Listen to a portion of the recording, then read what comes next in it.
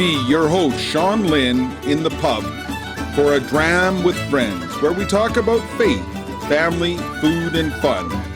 Pull up a chair and I'll pour you a drink.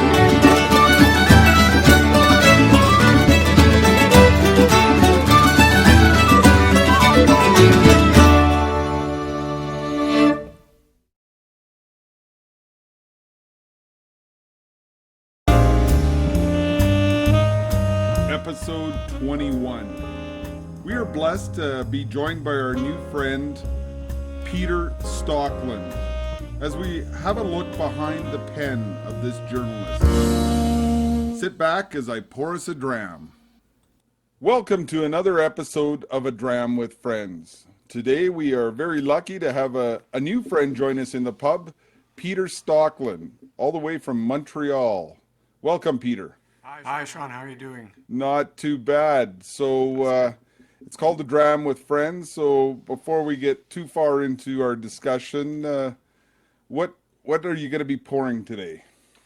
I just brought my Jamesons along. I know it's not that exotic, but it is good Irish Catholic whiskey. So I think I was mentioning to you a while ago. I was in a bar in Belfast, a Republican bar. And this is all they sold. They didn't sell anything else because they didn't want to risk it not being good nationalist whiskey. So there you are. I brought that along. I've got a little bit different. I've got the Jameson's Black Barrel. You went up. So we, my son who's in university and I did a blind tasting the other day of Irish whiskeys, and this one wasn't part of it. So I'm looking forward to having a wee sip. Just a wee one. Well, in my research for the show, I found out a dram is only an eighth of an ounce, which isn't a whole lot. So you need to put an S on this. Drams. Drams, yes. Yeah. So who is Peter Stockland? Many have asked. Well, I mean, I've been in Montreal now for 20 years, but I'm originally from the interior of BC. I was born and raised in the interior of BC, and then moved to the coast when I was just turned a teenager. And I've lived all over the place, moved a lot.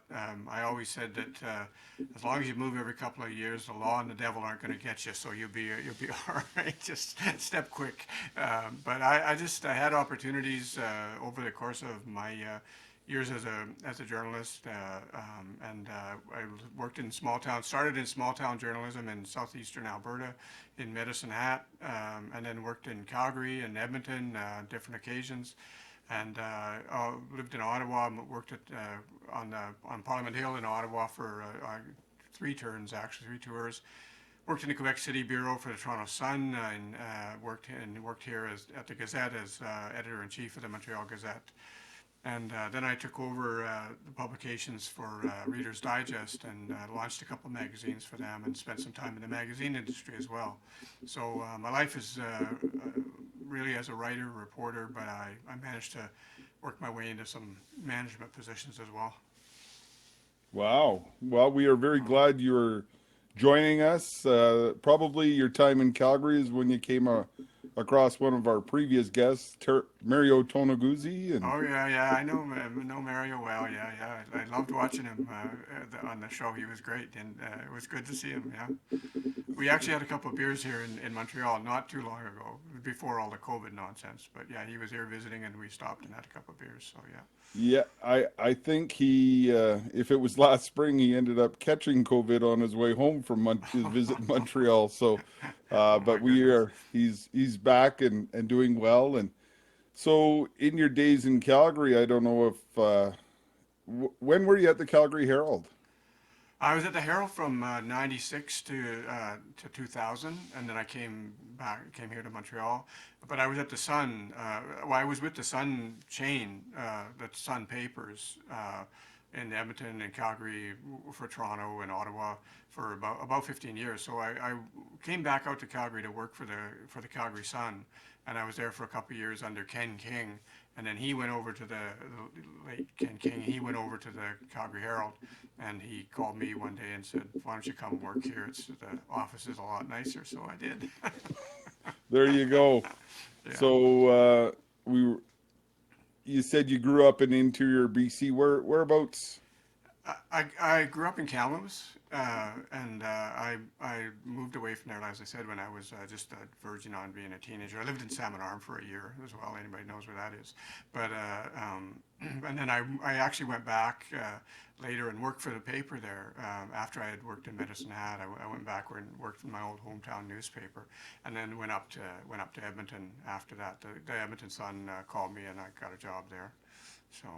So Yeah. you've had quite the travels, and I see that you're still doing lots of writing with, is it Convivium? Convivium, yeah. Father Raymond D'Souza and I co-founded. It was actually started as a print magazine, somewhat recklessly, in 2011, 2012, through a think tank called Cardis, which is based in Hamilton and has an office in Ottawa as well. And they became our kind of home base, and we've produced that, and we went online and exclusively in 2016. And so I edit that now and do quite a bit of the writing for it and get writers across the country. Mario has written for us some good stories. In fact, he wrote a story about you, I think. So, yeah, Oh, there you go. Well, I'll have to yeah, look that one up. yeah, yeah, yeah. So yeah, Father Raymond's been out here as a speaker. He's a Calgary boy originally, He is, yeah, yeah, and when we were on our motorcycle ride, we stopped and had lunch with him before we headed to Montreal, and we were hoping to meet up, but it just didn't happen last summer when we were yeah. there. It's too bad, and yeah. But anyway, one of these next time we'll definitely get together. Oh, absolutely. So, how does a reporter from small town BC end up in Montreal writing about faith? Well, I mean, one of the reasons, in a roundabout way, that I kind of separated myself from the newspaper business. I mean, I haven't completely because I still write freelance stuff for newspapers. But at a certain point in newspapers, I saw two things. One, that newspapers were going to die. That was pretty obvious, or at least it was going to be a long, slow, painful death, and I wanted to move on and do other things. But also, I got quite I don't know. I kind of got to the end of the line with a certain attitude within newsrooms that wasn't, to call it hostile to faith is actually too active. It wasn't even hostile. It was just totally dismissive, and totally it didn't care. Like a mistake in a story about religion, and obviously there were exceptions. Mario did great stuff. We had Joe Woodard, a good Calgary guy, writing religion pieces. Was a religion editor, so on. So there was still a little bit of a presence. But I just thought this industry. Former editor-in-chief of the Globe and Mail once said, "Religion isn't even interesting at a sociological perspective." And I just thought that's just, as a journalist, that's just insane. You've got to be interested in things that touch people's lives, and obviously faith does. And faith clearly is, a central part of my life. And to hear it said that it's not, well, it's okay, pal, it's not interesting for you, but it's interesting for a lot of your readers. And I just became very, I don't know if disenchanted is the right word, but I just thought, okay, that's the end of the road for this, as far as my place in this industry goes.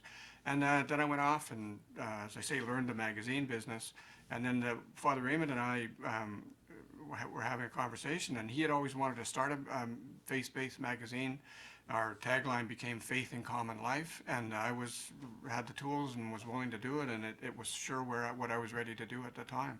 So it was just, providence or God's will or whatever we want to call it, but the timing was just perfect. Well, and that's just it, is God is calling all of us to use our gifts and talents to evangelize. And I'm so happy to hear that. I try to write a short newsletter for our guys that I maybe get out 3 times a year, and it's a struggle. So for somebody as gifted as yourself to use that to communicate the faith in different ways is so helpful. Well, it's a funny thing, the way these seeds get planted. There is a very deliberate will being exercised. When I was a little kid, and I mean a little kid living in Kamloops, um, I would lie on the living room floor before I went to school in the morning, and I would write little stories, and I would deliver. I delivered actually. I was about 8 years old. I had my first paper out, and I would sit and read the newspaper before I delivered it. And on Friday afternoons, I would go and sit all by myself in the church because I just loved. I mean, I obviously love going to mass. I love Sunday church, but I love I love being in the presence of God. And I actually thought of it that way, even as a little kid. I would sit there in church all by myself, just reveling in the silence, but also in the presence. So those two things were there really from earliest childhood. Um, and just have manifested themselves as my life has gone on. They're as integral, both faith and the use of the words, put it, the word and words have always been an inseparable part of my life. Well, and that's you touched on something earlier about the reaching the people that it does mean something for the readers. And what I found interesting, I was at a conference on immigration, and one of the presenters talked about 95% of the immigrants faith was a integral part of their life, and yet there was nothing for them coming into the country that helped them associate with and plug into faith groups that they were associated with, because the government just ignores that part of people's lives. That's right. That's very true. It's considered not, not like you're almost excluded from consideration as being part of society. The Archbishop Cardinal Lacroix gave a brilliant discourse after Mass last summer on the Feast of St. Anne, where he just excoriated the Quebec government for its treatment of churches, not just Catholic churches, but all churches and people of faith during COVID, just totally ignoring it. And he went into some details. I won't, go through the whole thing, but it was really a clarion call for a wake up. Like, the church is here, and it may be diminished, it may be weakened, it may not be what it once was, but it still attracts an awful lot of people, and it's still an integral part of an awful lot of people's lives, and it's a participant in this society, and you can't just ignore it, even at that social or slash sociological level. And we're going through that suffering as well here, where it was so much part of our life, where you got to meet everybody in the community and visit with them at the parish, and that's been taken away because yes, the churches are open, but there's no visiting and no congregating kind of thing. And it's been very difficult. And that's where, as God Squad, we're trying to encourage, especially the men, to toughen up a bit, as it were, and realize the importance of the obstacles that are in your way that you can work your way through to get your family to Mass. So you have to register at Wednesday, you have to wear a mask. Mm-hmm. Whatever the obstacles are, you can overcome those and lead your family to Mass.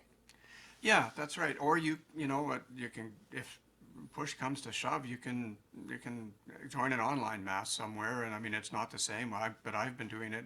Our little church just down the road from me here, it's in exactly the same predicament you're talking about, and it's just become easy. It's not just easier, but it's almost easier on the church to just do the online masses while you have to. But you know what? To me. That's part of the life of the church, and a lot of good friends of mine were, and I understand why, but got very, very angry, quite militant about the closure of the churches, and I get it. I mean, I'm not being critical at all, but my way of looking at it is that the church has been wounded many times in her existence, and she bears those wounds, and to me, there's something glorious almost and I mean that in a real deeply Catholic Christian way about a church that endures this pain and this suffering and still keeps going. You know, a little personal story just to illustrate it. My son lives in France, and when he was doing research, he did a PhD in history there. And when he was doing research in Paris, he was just smitten by the cathedrals. You and Mario talked about the beautiful cathedrals in Rome, and you know, obviously in Paris, through the basilicas, the Cathedral of Notre Dame, which, you know, we all saw what happened when Notre Dame caught fire. People who couldn't care less about going to church were still moved by it. So he comes home, and we go to mass at our little neighborhood church, and our priest is 82 years old, literally, like he's an 82-year-old priest, half blind, 3/4 blind. But he gets up and says mass every Sunday, and he ministers to us, and he's our pastor. And so he gave this homily, and you know, he's at a point now where he basically makes the homily up as he's coming down the aisle, right? Like he just, you know, what's he going to do? So he gives this homily, and it was, I have to say, it was a bit on the thin side, to be polite. So we're driving home, and my son says, you know, what the heck was he talking about? I didn't even understand what he was talking about. And I said, you know, Etienne, here's what he was talking about. I explained it to him, and he goes, yeah, well, that made sense. You should have been up there. You should have said that. You know, like, it didn't make sense what he was saying. And I said, look, here's what matters, what just happened there. Here was an elderly man, 82 years old, a priest all his life, and he got up and delivered the word of God to you, and you listened to it. And he is ill, he's struggling, but he's still in front of you because he's still in front of God. And it's the same with the church. The church can be sick, it can be wounded, it can be struggling, but it's in front of you, and that's where we encounter Christ. And that's what matters. Whether he said this, that, or the other thing in very flowery terms, or not, excuse me, yeah, it's lovely to have the, you know, all the bells and whistles, literally. But what matters is listening to somebody telling you about God. That's all that matters. So the next Sunday, we get up, we're going to mass, and I said, look, we'll go to the cathedral downtown because they have this gorgeous choir and this gorgeous organ. And he says, no, let's go back to resurrection. I want to listen to it.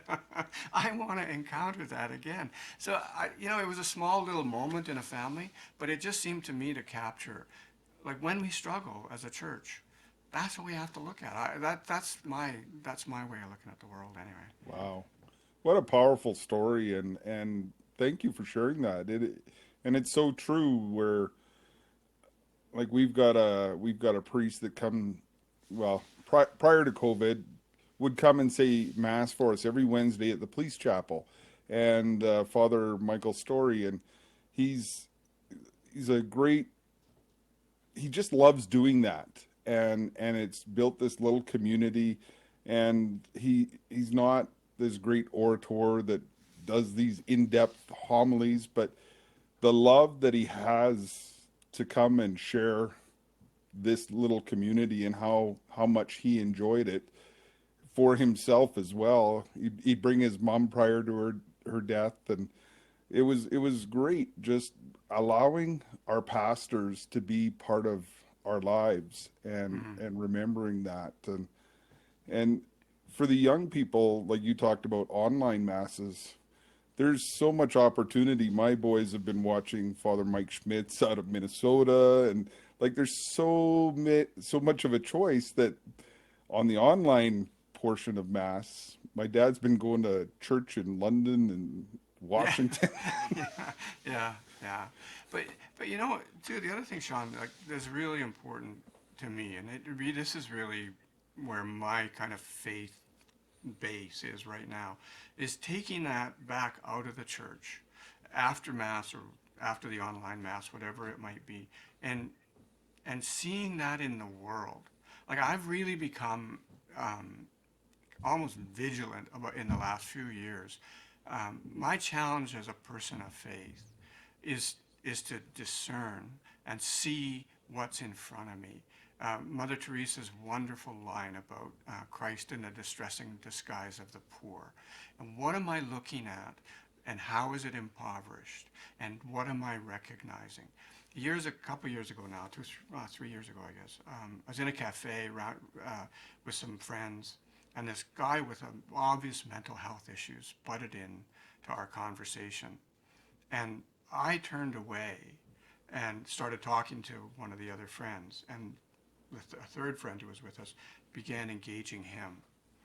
And so we finished our conversation. We got up, finished our coffee, got up to leave, and he turned to us and he said, "Thank you so much to my friend. Thank you so much for talking to me today. It really meant a lot to me. I'm sorry I butted into your conversation."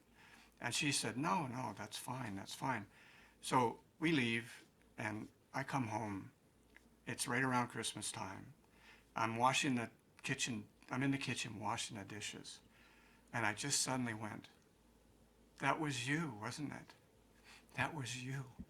That was your face that I turned away from. Me, the big Christian, the big Catholic. Here it is Christmas. And I turned away from you. I didn't see you." And I just felt this, like, I have got to discipline myself to look and see and discern. Where is he? Where is his face? What is his distressing disguise today? And so, like, that sort of the woundedness of where the church is being wounded now, to me, the most important thing of all, I really, really fiercely believe this, is we've got to take that spirit out and say, where am I seeing that in the world? What can I do about it? How can I recognize it? And how can I bring it here?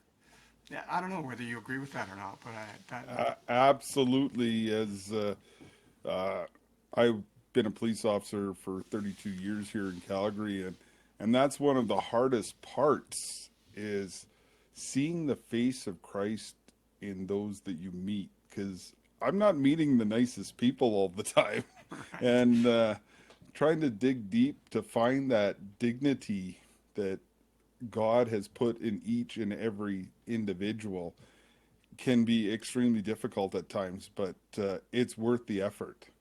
Because I've had people come back to me after, and I for a year my job was checking in sex offenders, and I had one send me a thank you letter for the way I treated him, yeah, and yeah, so you just never know who you're teaching, who sees you, but our job, I'm a big St. Joseph guy, and at the time of this recording, we're like 20 days into the year of St. Joseph, and trying to be that reflection of Joseph in the world, who is a reflection of God the Father, is so important and so necessary in our world today.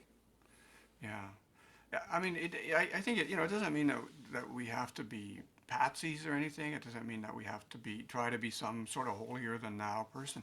I just think it just means staring at the world and recognizing when it's in front of us what that actually is, and being able to discern really, you know, honestly and accurately that this is the distressing disguise that's in front of us. They're great. One of my favorite all-time musicians is Tom Waits, and there's a great line from a song of his: "How do the angels get to sleep when the devil leaves the porch light on?" And it's true. I mean, it is a conundrum that faces all of us. We're human, right? Yeah. But I think that effort to look and to discern and to recognize that face, it's really what we're called to in my experience. So one of the segments that I have, because I worked with youth at risk for many years, especially young men at risk of falling into gangs, and one of the struggles that I found is helping them understand what manhood even is. And in today's world, there's so much confusion. So, what advice would you give your 18-year-old self? Um, that's a great question. Stick with the church. Don't be as stupid as you are, and stop and think, because you're predisposed to do stupid things right now by virtue of being 18. It's not your fault. That's just the way it is. So like take a breath, stop and think, do I really want to do this? And say no to most of those things. That's the advice I'd give myself. That's very sound advice. And then No. go ahead. No, I was just going to say, the basic premise I would start with is you're an idiot, but you won't always be an idiot. So, just get through this and you'll be okay. What's funny is I've I've got 8 children, 5 daughters, and in their teens, especially the girls, Dad doesn't know what he's talking about, and then they. Yeah. I remember my oldest at 25 just phoning, "Thanks, Dad, for Yeah. how do you do this?" Yeah. So one of the other segments is Jeff Cavins that we were riding the motorcycles through Montreal with. He talks about riding with your posse or your. So who are your go-to saint or saints? Well, actually, tell you, my go-to guy is a guy who they tried to make him a saint and it just didn't stick, and that's G.K. Chesterton. I think Chesterton should have been, well, I don't think he should have been a saint, but I think Chesterton had most of the qualities of a saint, except he just wasn't saintly. I mean, he just wasn't a saint. Saints aren't saintly, right? But I think that anything that you can get from the saints, really, you can get from the thought of Chesterton. But I guess Saint John Paul would have to be, in terms of the formal sainthood, and I mean, I'm just a devotee, I guess, if that's the right word, of Mother Teresa as well. So those two are often paired together. So Yes, if you want 2 people walking with you, I can't think of 2 better. But and yeah, it's interesting the love for G.K. Chesterton that is around the world. Just his literary stuff. I recently interviewed Joseph Pierce, who's just loves all that stuff, right? And yeah. he's written quite a bit. So I want to thank you, and I know you've spent a bit of time over in Ireland because you were teaching an was it Irish history class? I'm taking Irish history, actually. I'm doing a certificate in Irish studies part time, and I went to Belfast and did a summer program in Irish politics, Irish history. So you may know that the history of whiskey comes from a word called Ishkabaha, which means water of life. Water of life, that's right. And I pray that both of us continue to lead many to the true water of life. So cheers.